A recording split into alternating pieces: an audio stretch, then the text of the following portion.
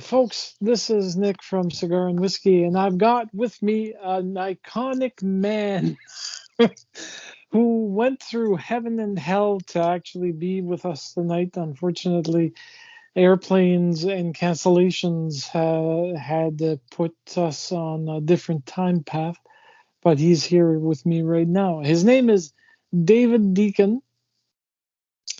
And one interesting fact about David is that he sounds a little bit like Leonard Cohen mixed in with Tom Waits. He's a bluesman of no comparison when it comes to his stylings. But David, tell us what put you onto the path of actually becoming the musician and singer-songwriter that you are now. Yeah, well, that's a funny story in a way because I started out doing poetry. I was in New York City. I was walking on the Upper East Side, and there was a sign outside a bar that said poetry reading night. And it had George Plimpton as the poet. And I thought, heck, I write as good poetry as him. So I went in and asked the manager if I could open for him. And she amazingly decided that she liked a couple of my poems and said yes. And then I was invited back a couple of weeks later to be their Valentine's Day poet. And there was this lovely woman who was singing folk songs. And I thought, man, my stuff's going to be so boring, just spoken word. And she's this lovely voice and whatever. So I thought, I'm going to get a band together when I get back. And actually, a year later, I did my first album. So I did 3 albums during the 90s. But I wasn't really happy.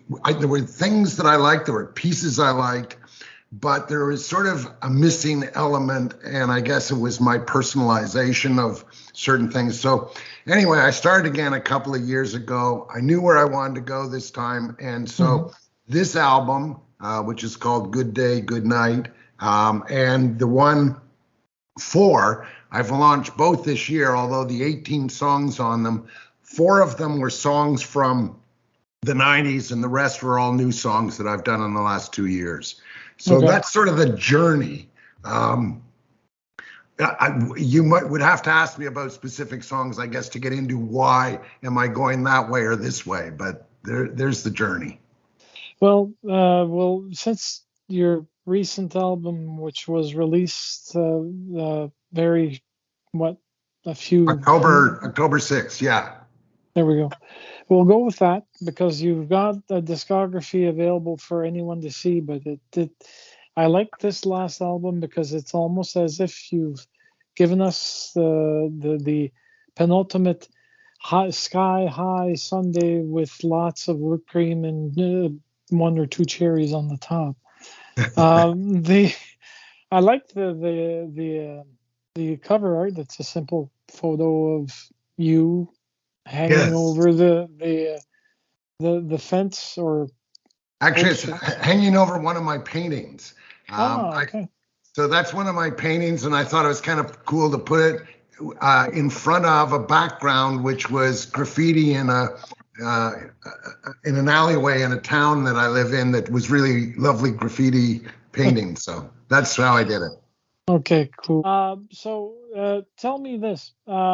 The album starts with Good Day, Good Night as the title, and you mentioned that you're leaning over one of your paintings in the graffitied alleyway that gave us a good contrast. Is there particularly one song on this that makes you proud? I've listened to all of them. The one that I personally enjoy is the Penthouse Electric Attic Blues. That one sparks many chords in my soul, but I've been wondering why Soldiers of the Universe as the title track or the beginning. Well, Penthouse is definitely, a traditional blues approach, and I love it as well myself, simply because When I was 16, I went to the Mariposa Folk Festival and I heard Buddy Guy Blues Band, and it changed my life. It was like suddenly the blues I'd never heard before. I couldn't believe I never heard it before, but I hadn't. And I heard the blues for the first time, and then I started following them everywhere. It was like I went to Chicago and I went to Cleveland, and there was the Silver Dollar then was on Yonge Street in Toronto and had like James Cotton and Howlin' Wolf. I went to, Cleveland to see Albert King or whatever, and just the blues grabbed me. So when I wrote Penthouse Electric Attic Blues, for me personally, it was like a great moment because I'd written my first blues song, true, absolute rootsy blues song. So I'm with you on that. And there's some nice bits of harmonica and piano in there that really do rock it. And yeah, I totally understand it. It's interesting. We just launched it on YouTube and on Spotify in the last week or so, and it's immediately got traction. Because, one of the things you and I know is there is a really good, solid following out there in the world for what's essentially traditional blues. Yeah, that's a certainty. Now, the folks, if you don't know about the album yet, as David was mentioning, it was launched officially on Spotify on the 6th of October. And it's a 31-minute 53 bliss. You listen through it, and it feels like you're literally seeing David doing his not shtick, that's the wrong word, his best foot forward in regards to actually giving us 31 minutes of peace from the world, and we just go along through the actual tracks. We start off with Soldiers of the Universe, and we end up with Nothing. Literally, that's the name of the track at the very end of the album. Now, I noticed that you did the cover of Knocking on Heaven's Door, which was actually well done. Actually, it was calm. It wasn't too over rocking. It was actually just perfect for the type of album that you actually launched. Thank you. Now, most of these songs are done by you, and also composed by you. Did you compose them pre-COVID or post? So there was a mix on there of when they were done, but some of them during, but most of them post-COVID. And yeah, you're hitting it well. I was trying to access very specific thoughts. I had a difficult year a couple of years ago, sorting through some personal issues with somebody, and Soldiers of the Universe was my answer to it. I mean, this sounds strange, but it was my existential stoicism for the first time, married together, and the chorus in that, choose not to feel harmed, and you cannot be harmed. And it sort of, in a sense, is dealing with, look, we make our own way in the world. We're responsible for what we are. What we do is what we are. But don't think the universe is working against you, man. The universe doesn't even notice you. We just all fight our own battles. Relax. Don't take it personally. And it's been a nice little mantra for me. I think it's kind of neat because it's got almost a Caribbean blues vibe to it, and that was different for me. So I like that. There's a song for my oldest daughter on there, Lullaby for Cecilia, which is, a very kind of emotional piece. There's a song called And They All Sang Along, and my youngest daughter actually created that lyric. She said to me one day, hey, Dad, I'd like you to write a song, and I'd like the chorus to be, and they all sang along. And I thought, wow, I love that. That's a beautiful idea. So I tried to write the things that evoked in my mind.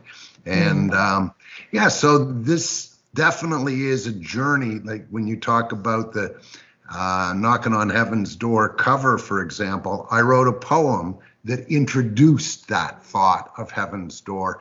And I think it changes a little bit how you hear that song. To me, it was one of the absolute great songs that Dylan wrote, but it was for an outlaw. And I thought, I want to change this. I want to make this for a more pure spirit. So I just put a different poem into that vibe. And Betty Richardson's vocals at the end, too, are just killer blues. It's just, so I don't know. You're absolutely right. It is definitely a personal journey here. Yeah, no, tell me about Moments of Joy, because that one's actually fun to listen to in regards to giving us a boost of positive energy. Any particular reason why you entitled it Moments of Joy? Was it based on the poem or was it based on something else? Yeah, it was a thought I had one night. I was thinking about, as you get older, you get more reflective about certain things, and you say, the one thing that I think we all share, and I have a friend who was going through a very difficult time, and I was thinking, we all share, we have in our lives moments of joy. And I thought, I got to capture that, and I got to capture it against a bleak, but not too bleak background. And I think I did that. I personally like the bridge at the end where it goes, it's not just the crashes and burns and the upside downs we remember, because even in the ashes of life can still be a small burning ember. Though life has taken many things from us, it still gives us moments of joy. So I don't know. I'm glad you liked it. For me, probably as a pure bit of songwriting, that's my favorite one on the album. It actually came out very well. It's fun to say that when I listened to it 3 times, the album, I got to actually savor is probably the best way of putting it. The actual tracks by listening to little bits and pieces that I didn't notice on the first one, the first go around. But I actually enjoy it. Now, are you currently touring with this album, or are you just doing local gigs? Yeah, so this was part of the thing that I wasn't sure exactly how I'd approach it. In the 90s, I managed to get a consulting contract for a number of years that paid me more money than I was worth, probably. But it meant that I could do music 3 or 4 days of the week and work, 3 or 4 days of the week, depending on how the balance was. And I toured and did a lot of travel and gigs at that time. But it's a lot of work keeping a band together, managing all that stuff. While the band had 6 people in it, I had 47 different players over that 8-year period, right? Because people can't make this or do this, and you got to therefore do extra rehearsals. So what I decided to do this time was see what kind of traction I could get with the new streaming media and internet and how this might work, and then put a band to follow it up if I had enough demand that could mean that I could really pay people well enough that I didn't have people subbing out all the time and trying to rework it. So we'll see how that goes. We're now, I think, since I launched in March with the first album, 4, and then with this one now in October, we're at a total of 550,000 YouTube views. So that's getting good. And I'm up, I think now to about 4,000 or 5,000 Spotify plays a month. So if I can gain a little more momentum, then I think I'll have the resources to then put the band together. But the people I play with don't want to play for free either. So that it's just and I'll tell you, that's one of the things that's sad. In the 90s, I sold 10,000 CDs on a privateer basis. And, that was pretty good income. And that combined with, my gig revenue and everything. And we had a reasonable income to go. Whereas now, the way this whole streaming world works, unless people subscribe, unless people, follow, etc., then the streaming people, regardless, like I got picked up by a lot of playlists, so I'm getting a lot of play, but they don't give you credit for that unless it's all your subscribers kind of thing. They give you a little bit, but it's tiny. And it's kind of sad because the whole world of music, where you used to be able to get about $20 for a piece of whatever, whether it was a vinyl or a CD, that would get you that piece. Now you go through streaming. And one of the things, I was talking with my daughter just today about it. What happens when that streaming service says, "Oh, I don't want to carry that anymore"? You just don't exist anymore, right? So it's people should, I think, still buy things if they really want them, because I don't trust the streaming world and how it works. We're dependent on it, but it is a strange one. Well, the dependency is all in the eye of the beholder. The only reason why I actually use Spotify is because a lot of the music that's available on CD and on vinyl is being put into that stream. And if it's not there, it's on Apple. If it's not there, it's on Prime. So you have more than one, I guess, seed, if you will, in regards to making sure your music stays alive. And it's very seldom. Oh, it's been since pre-COVID that I've been using the streaming services to do my music, but the streaming services don't simply eject artists from their list unless the artist is in how can I put it? Contravention? Yeah, the anti-Semitism and a whole bunch of other things Right. that Other things. kind of poison the experience on their streaming platforms, and they don't want to be associated at that point, and that's where they get bounced. Yeah. Or in some certain circumstances, the artist says, "I don't want to be on that list. Pull me off." Yeah.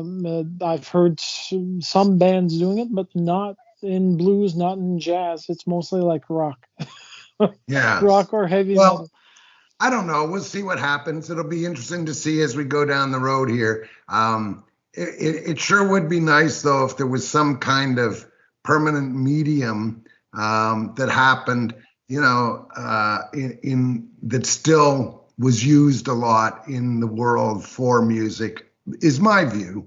But, in the end, who cares? We can go down that rabbit hole or not. I'd rather just do the music and see what I can do with it. Well, I know right now there's not rebranding, a reboot of vinyl, but vinyl is Yeah. expensive. It's expensive because it's almost twice the cost of what CDs are. Mind you, CDs are anywhere between 15 to 25, depending on what you're selling. If it's a double set, can be up to 30. Vinyl itself is about 30 to 45, Yeah. depending. And then you've got signatures, you've got autographs, you have specific liner notes that make the whole thing mesh together in such a way that you're telling your story and selling the product so that customers get to see who you are, what you did, the reasons why you did this song a particular way, what your thoughts were on the matter.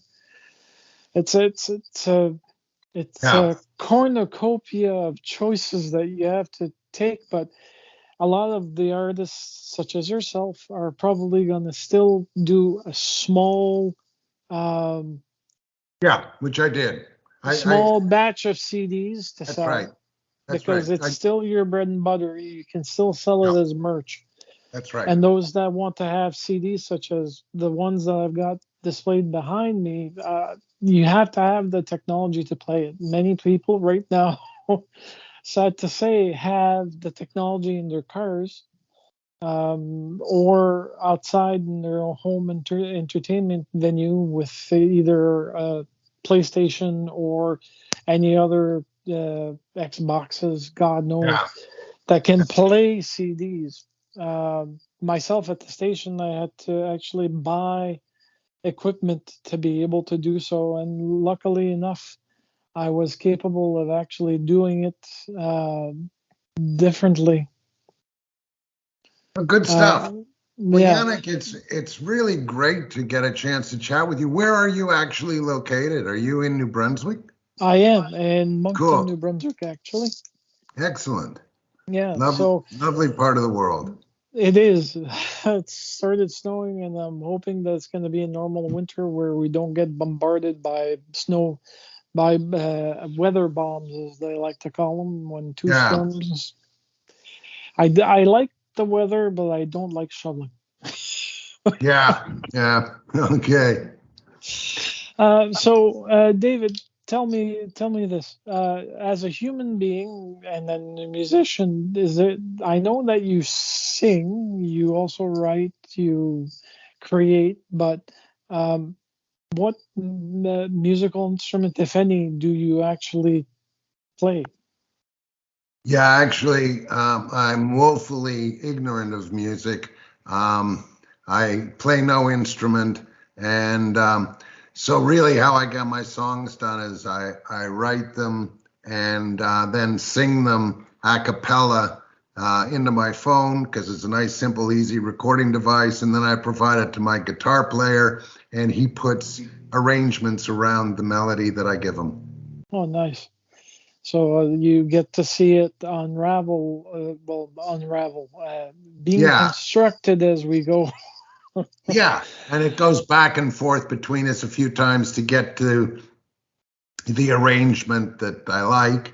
But I think Andy's a great guitarist, and there's some, as you can tell in his tracks, all of it has very strong blues influence, Mhm. but isn't, like you said, this is not, except for Penthouse Electric Attic Blues. There isn't any other traditional blues song there, but there's a huge blues influence in the feel of the songs. Yeah, basically, a lot of people may have their opinion on the album not being entirely blues or not blues enough, but in reality, blues has been undergoing a change in the last few years where there's new ways of making it stick to what the roots were without destroying the beauty of creating something completely new as an experience.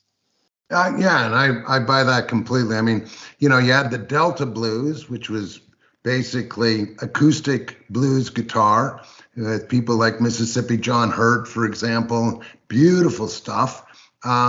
But then, it became the Chicago blues, which is electric guitars. Mhm. And in the 60s and 70s, early 80s, that was absolutely a big, big thing, had a massive influence on rock and roll. Mm. And that sort of got locked in a moment in time. To me, if you just stay in that moment of time, then the same thing as what's kind of happened to jazz. It just dies in its own way. You got to let it go to its own new place. Mhm. And so with any, whether it's country or rock and roll or blues or jazz, evolution is a part of music, or else if it doesn't evolve, it dies True. or becomes just an artifact. True. Very true. David, as a human being in the now, do you have time for any pastimes or hobbies?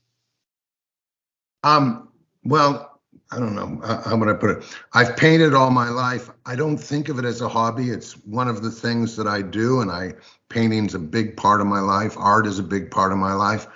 I've done a number of different things in my life, and I really can't say I think of any of them really as a hobby, because I'm very engaged. Though I raced cars for a bunch of years. I won a Canadian championship way back in 1980. I raced at the 24 Hours of Le Mans a couple of times, once for the BMW factory team. And while I didn't make a living as a race car driver, I was obviously racing at a very high level. and you did make some money at it, but it wasn't like a living.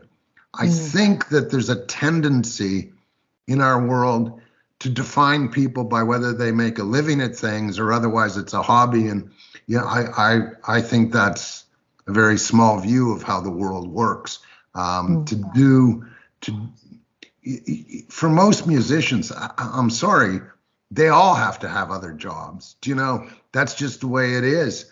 One of the things I'd say, I'd love to write a book called Second Place, because, you know, you see these people who win an Olympic medal or something and they say, oh man, you know, it just proves you can be this, you can do this, anybody can win and be their dream. And that's just not true. That's not true. A lot of people can't, and they can be very, very good, but they won't reach their dream. I can think of so many musicians that I think are outstanding talents, who's written some beautiful things, but never got massive traction. And, you know, on the other hand, then you get people like Taylor Swift, who made $1 billion. And what is it? It's pop music. It's okay. It's good. But how is that the adjudication of the value of the music? I don't think it is, you know. So I guess when you ask the question, I'd say, yeah, I'm fully engaged in things in my life, including, you know, art at this point in time and other writing, but it's a part of life. It's not separate. It's not a hobby. So, in regards to your paintings, how long have you been actually doing that particular activity? I painted since I was 15. I've had a few art exhibitions. I've sold a bunch of work, and then when I stopped worrying about trying to make a living as an artist, I basically have given things away over time. Every now and then I still actually had an exhibition just recently here in Guelph and sold a couple of prints, but it's not, I don't focus on the commercial aspect of it. I focus on the creative aspect of it. Well, that's probably the best way of putting it, because it's hand in hand. Once you embrace the creative side, the feeling that you get from being in a Zen moment for something that you actually enjoy, then it becomes more than that. After a while, it starts building itself up to being something that you actually want to do without being frustrated, being angry, or any of that particular emotional gamut that we tend to have when we're trying to say, well, I'm going to be this, but it's not working. Well, you know, I mean, I don't think there are many people who follow their passion in life, be it music or be it writing or be it poetry or be it art, be it many other things, many athletic things, etc., that make those choices because of money. And I think it's unfortunate that the world judges people very largely by making money or their fame or whatever. I mean, I look at it and say, and what does that mean when the Kardashians are rich through their whatever they do, whatever they are? Is that a sign of excellence? Well, it certainly isn't. It shows zero depth of thought, of emotion, of whatever. It's transient garbage. And that's a moment of fame. Okay, you have to celebrate that they're able to do that. I have no idea how that makes so much money.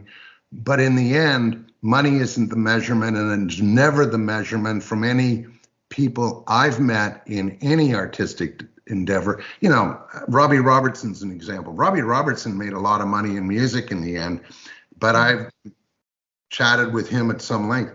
Money never was the motivation for Robbie Robertson. It wasn't for Neil Young, you know, and people like that, their motivation was to write and do what they wanted to do. And then it ended up doing well for them. And that was like the total icing on the cake that allowed them to spend their whole lives at that. But anyway, so obviously you can get me going. You should probably shut me down, Yannick. I think I've probably done enough preaching here, but there we go. Okay, so the last question I've got is simple. Mind you, it's a little bit off the wall. I've been Okay. asking, I've been asking this to everyone since I've been doing interviews, and the question is simply, what's your favorite food dish? Well, that's interesting. So I guess in a way, I guess it is the meal that I have with my daughters whenever I have a meal with my daughters. And the food is kind of part of it, but it's the meal together that matters. Okay, well, there we go, folks. An interview done with David Deacon. David, sorry. Thank you so much for taking time from your evening to actually do this. And I hope that we get to see you in the Maritimes one of these days. Right on, Yannick. I'll tell you, I'll give you a shout when I'm coming down Moncton Way. You take care. I will. Thank you very much.